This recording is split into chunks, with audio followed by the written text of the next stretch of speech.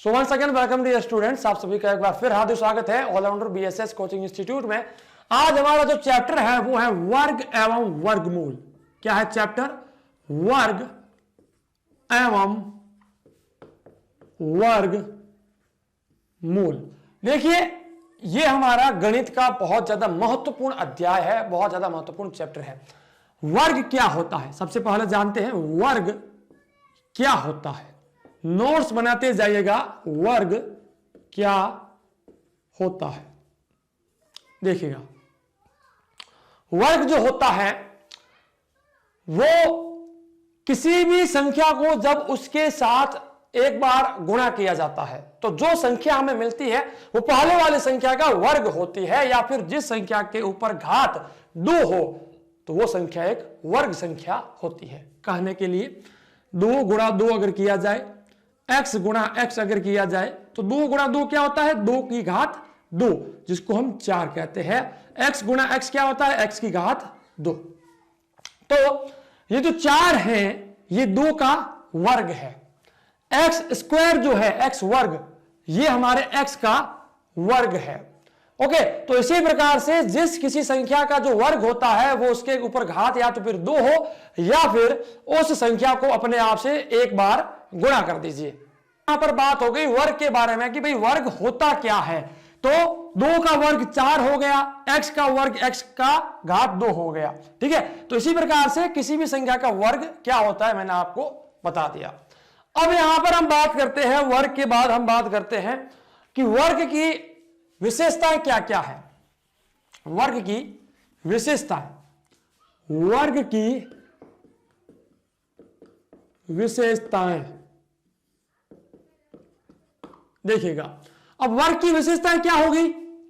वर्ग की विशेषताओं में सबसे पहले हम बात करते हैं कि किसी भी सम संख्या का, किसी भी सम संख्या का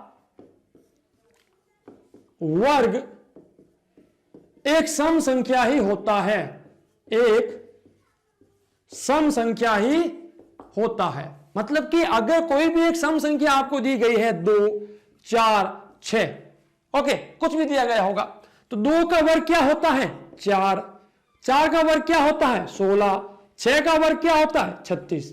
तो देखिए, 2 एक सम संख्या है, 4 भी एक सम संख्या है, 4 एक सम संख्या है, 16 भी एक सम संख्या है, 6 एक सम संख्या है, 36 भी एक सम संख्या है। मतलब कि तीनों के तीनों सम संख्याएं थी और तीनों का वर्ग निकालने के बाद हमें फिर से एक सम संख्या मिली। तो यह वर्ग की सबसे पहली विशेषता है कि जब कभी भी किसी सम संख्या का वर्ग ज्ञात किया जाए तो हमें हमेशा एक सम संख्या ही मिलेगी। तो इस चीज के बारे में ध्यान रखना। दूसरी अगर हम बात करें वर्ग की दूसरी विशेषता, जब कभी भी किसी विषम संख्या का, जब कभी भी किसी भी विषम संख्या का वर्ग ज्ञात किया जाए तो हमेशा एक विषम संख्या ही प्राप्त होती है।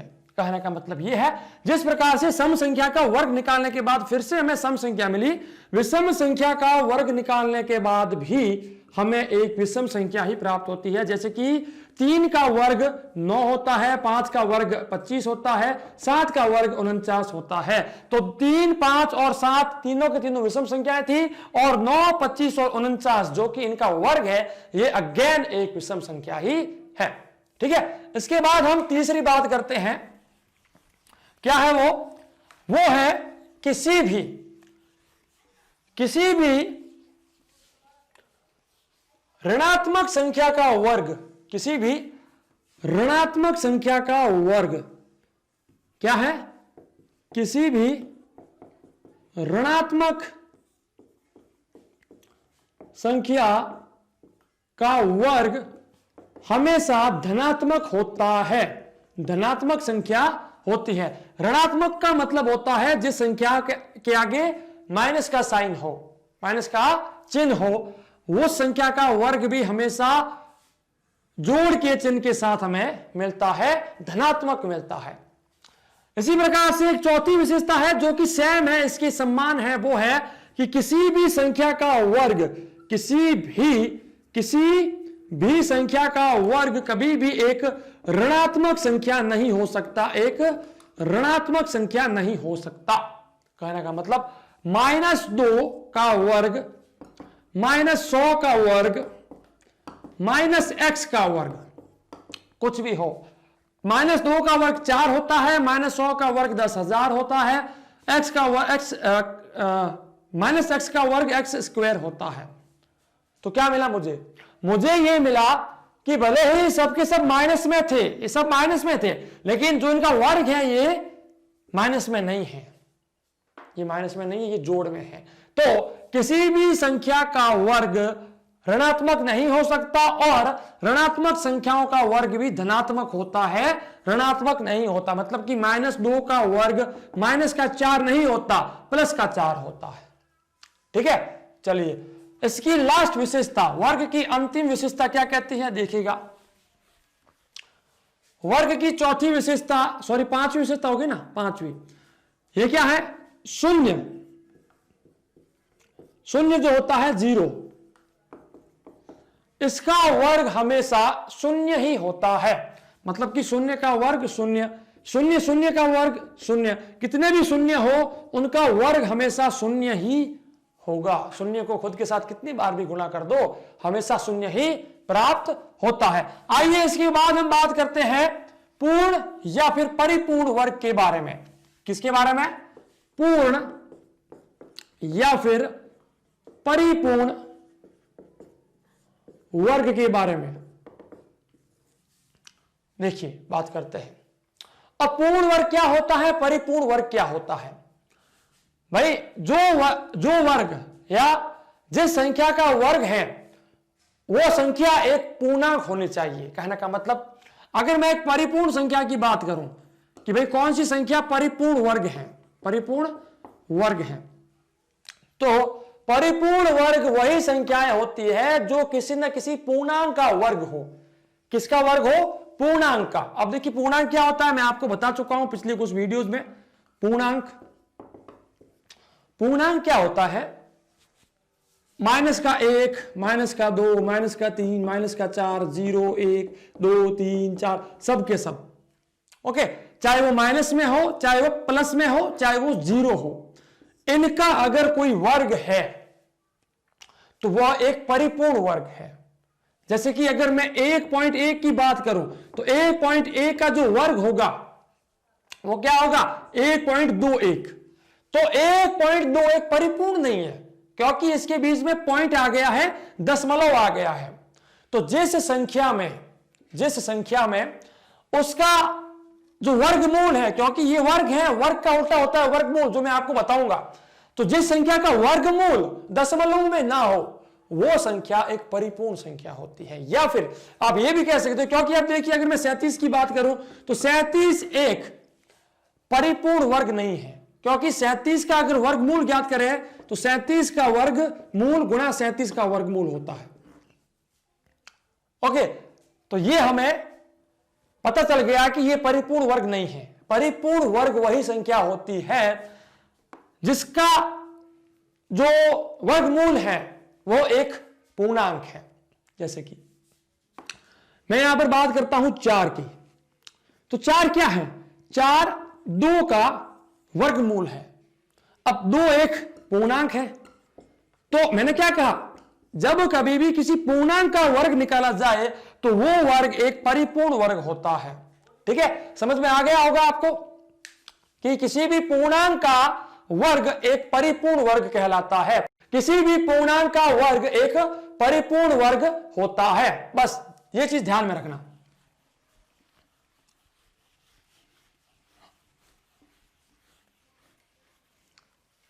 इसके बाद हम बात करते हैं परिपूर्ण वर्ग की कुछ विशेषताएं।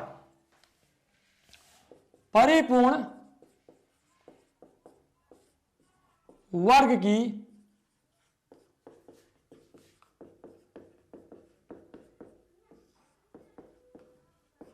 विशेषताएं। अब देखिएगा कि परिपूर्ण वर्ग की विशेषताएं क्या क्या होती हैं। जैसे कि सबसे पहली विशेषता वो ये कहती है प्रॉपर्टीज ऑफ परफेक्ट स्क्वायर, है ना। हाँ, अगर किसी भी नंबर का इकाई का अंक 2, 3, 7 या 8 हो 2, 3, 7 या 8 हो तो वह एक परिपूर्ण वर्ग नहीं हो सकता। तो इससे हमें मदद मिलती है परीक्षा में प्रश्नों को हल करने में कि कौन सी संख्या परिपूर्ण वर्ग है, कौन सी संख्या परिपूर्ण वर्ग नहीं है। जिस संख्या का इकाई का अंक 2, 3, 7 या 8 है तो आप कंफर्मली ये बोल दो कि ये परिपूर्ण संख्या नहीं है, किसी भी हालत में नहीं है। लेकिन इसका मतलब ये नहीं है कि 0, 1, 4, 5, 6, 9 ये अगर किसी की इकाई का अंक है तो वो एक परिपूर्ण संख्या है, नहीं, ऐसा भी नहीं है। ऐसा भी नहीं है कि अगर जिनका इकाई का अंक ये है तो वो एक परिपूर्ण है, नहीं। लेकिन ये कंफर्म है कि जिनका इकाई का अंक 2, 3, 7 या 8 नहीं है वो परिपूर्ण है ही नहीं।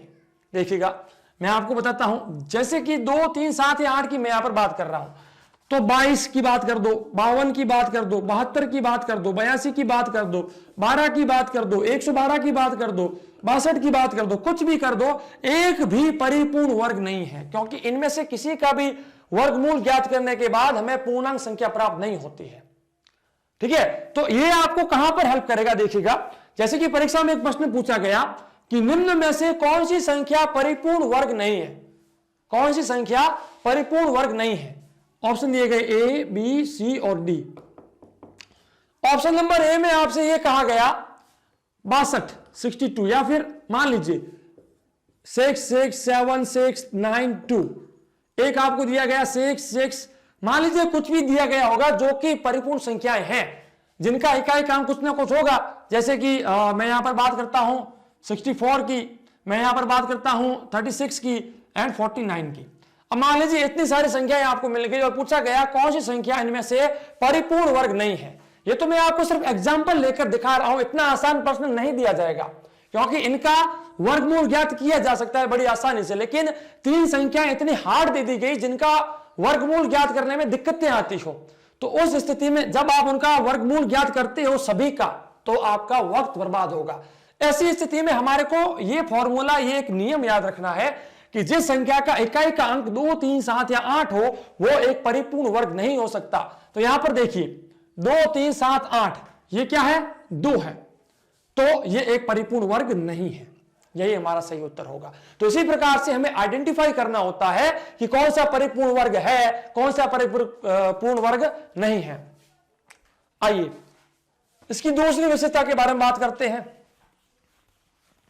भाई देखिए, एक तो यह हो गया कि जिस संख्या का इकाई का अंक 2, 3, 7 या 8 हो, 2, 3, 7 या 8 हो, वो एक परिपूर्ण वर्ग नहीं हो सकता। इसकी दूसरी विशेषता क्या है, देखिएगा। दूसरी विशेषता यह है कि यदि किसी संख्या के पीछे, यदि किसी संख्या के पीछे की बात करते हैं, मतलब कि दाईं ओर की बात करते हैं, तो यदि किसी संख्या के दाईं ओर मतलब कि पीछे ही पीछे शून्य की संख्या यदि विषम है, नंबर ऑफ जीरोज, या फिर शून्य की संख्या यदि विषम है, तो वह एक परिपूर्ण वर्ग नहीं हो सकती। समझ में आ गया। यदि किसी संख्या में, यदि किसी संख्या के अंत में, यदि किसी संख्या के अंत में शून्य की संख्या विषम है तो वह एक परिपूर्ण वर्ग नहीं हो सकता। कहने का मतलब 9000, 9000 की बात करते हैं, 4490 की बात करते हैं, 30400000 की बात करते हैं। तो अगर ऐसे प्रश्न आ गए तो देखिए 9000 में 9 के पीछे 3 जीरो है, 4490 में 9 के पीछे 1 जीरो है, इस संख्या में 4 के पीछे 5 जीरो है। अब देखिए 3 भी एक विषम संख्या है, 1 विषम संख्या है, 5 भी एक विषम संख्या है, तो यह परिपूर्ण वर्ग नहीं है, यह परिपूर्ण वर्ग नहीं है। लेकिन इसका मतलब यह नहीं है कि जिस संख्या के पीछे शून्य की संख्या सम हो तो वह एक परिपूर्ण है, नहीं। यह भी वैसा का वैसा है जो हमें हेल्प करता है। क्या हेल्प करता है, जैसे कि अगर 100 की बात की जाए, 100 की बात की जाए, तो 1 के पीछे 2 जीरो मतलब कि 2, तो यह एक परिपूर्ण संख्या हो सकती है, हो सकती है। तो फिर हम इसको चेक करते हैं, इसका वर्गमूल निकालते हैं। अगर इसका वर्गमूल एक पूर्णांक होता है तो यह एक परिपूर्ण संख्या है, नहीं तो फिर नहीं है। ठीक है, तो इस प्रकार से हम ये देख सकते हैं। इसके बाद हम बात करते हैं इसकी तीसरी विशेषता, वो क्या है? प्रथम n परिपूर्ण संख्याओं का योग। यह प्रश्न बहुत बार पूछा भी गया है कि प्रथम 10 परिपूर्ण संख्याओं का योग क्या होगा, है ना। तो प्रथम n परिपूर्ण संख्याओं का वर्ग, परिपूर्ण संख्याओं का योग क्या होता है? n गुणा n प्लस 1 गुणा 2n प्लस 1 बटा 6। यह हमारा सूत्र है जिसको हमें याद रखना है कि प्रथम n, ये क्या है? n, ये क्या होता है? ये कुछ भी हो सकता है, 1 2 3 4। अगर मान लीजिए पूछ लिया गया प्रथम 5 परिपूर्ण संख्याओं का योग, और प्रथम 5 का मतलब n बराबर कितना हो गया? 5। अगर कहा गया प्रथम 100, तो ये हो गया 100।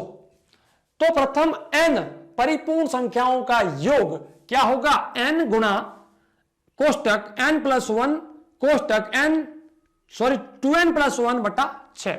जैसे कि मैं यहां पर क्या कर रहा हूं, प्रथम 10 परिपूर्ण संख्याओं का योग, तो n बराबर कितना हो गया? 10 हो गया। तो 10 गुणा 10 प्लस 1 गुणा 2 इंटू 10 प्लस 1 बटा 6 बराबर में क्या आ गया? 10 गुणा 11 गुणा 20 प्लस 1 21 बटा 6। क्या मिल गया मुझे? 110 गुणा 21 बट्टा में 6। अब इसको मैं काटता हूं, 7 बार कटा, 2 आया, 55 आया, तो 55 गुणा 7 ये हमारा उत्तर होगा। आप इसको सॉल्व कीजिएगा तो आपको उत्तर मिल जाएगा। मिलेंगे आपसे हमारी ऐसी किसी नेक्स्ट खास वीडियो में, तब तक के लिए जय हिंद, वंदे मातरम, जय भारत, धन्यवाद।